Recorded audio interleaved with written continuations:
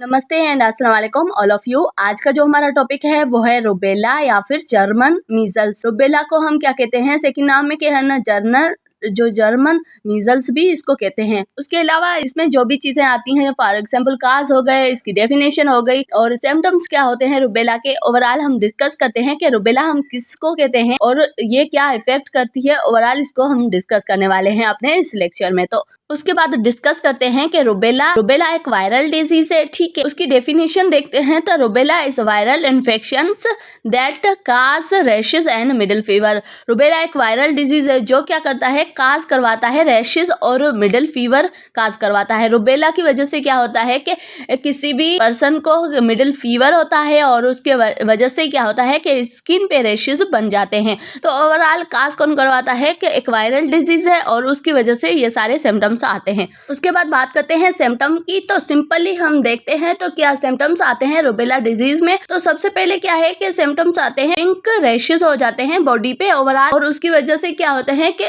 ये एक viral disease है। उसकी वजह से बॉडी का टेम्परेचर भी इंक्रीज हो जाता है, फीवर होना, स्वाइलो लिम्फ नोड का स्वाइलो होना, उसके अलावा हेडेक, जॉइंट पेन्स, ये सारी कंडीशन आ जाती है। रुबेला जब इफेक्ट करता है किसी भी ह्यूमन पे तो ये सारे उसके सिम्टम्स आ जाते हैं ओवरऑल बॉडी में, ठीक है। उसके बाद बात करते हैं रूट ऑफ ट्रांसमिशन की। तो रूट ऑफ ट्रांसमिशन क्या होती है कि एक पर्सन से दूसरे पर्सन में किस तरीके से ट्रांसफर होती है। तो ये जो रुबेला डिजीज है ये क्या है कि रेस्पिरेटरी ड्रॉपलेट के थ्रू एक पर्सन से दूसरे पर्सन में ट्रांसफर होती है। और उसके अलावा क्लोज कॉन्टेक्ट, अगर कोई क्लोज कॉन्टेक्ट कर रहा है तो उसके थ्रू ये एक पर्सन से दूसरे पर्सन में डिजीज काज होती है। उसके बाद बात करते हैं प्रिवेंशन की कि रुबेला को हम किस तरीके से प्रिवेंट कर सकते हैं, उससे बच सकते हैं। तो सबसे पहले क्या है कि MMR जो वैक्सीन होती है, मीजल्स, मम्स एंड रुबेला की, वो वैक्सीन लगाना बहुत ही जरूरी होता है। एक जो भी इम्यूनाइजेशन शेड्यूल होता है उसमें लगाना बहुत ही जरूरी होता है। अगर किसी को नहीं लगी हुई है तो वैक्सीन लगाना मैंडेटरी हो जाता है ताकि वो प्रिवेंशन हो सके रुबेला डिजीज से। उसके अलावा avoid contact with the infection person, जो भी इन्फेक्टेड पर्सन है उससे क्या है कि अवॉइड करे कॉन्टेक्ट करने के लिए, ताकि वो प्रिवेंट हो सके उस डिजीज से,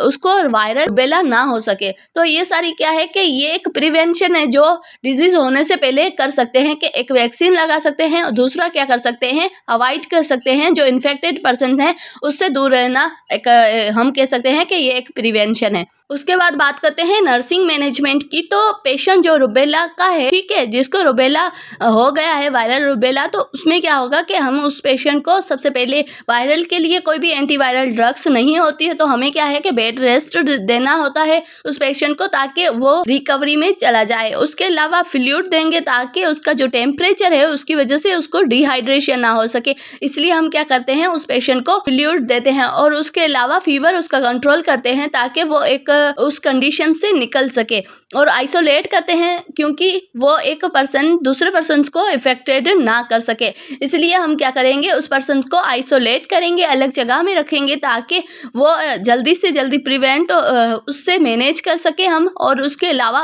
उसकी वजह से दूसरे इफेक्टेड ना हो सके। ओवरऑल नर्सिंग मैनेजमेंट में यही होता है कि उसको रेस्ट दिलवाना या फिर उसको के कुछ वाइटल साइंस होते हैं वो चेक करना और फ्लूइड देना, फीवर कंट्रोल करना, ये सारी चेंजेस होती है। और अगर उसको पेन हो रहा है तो उसको पेन किलर देना, ये हम क्या करते हैं, नर्सिंग मैनेजमेंट करते हैं रुबेला पेशेंट की। So thank you so much. आज का वीडियो इतना ही, मिलते हैं नेक्स्ट वीडियो में।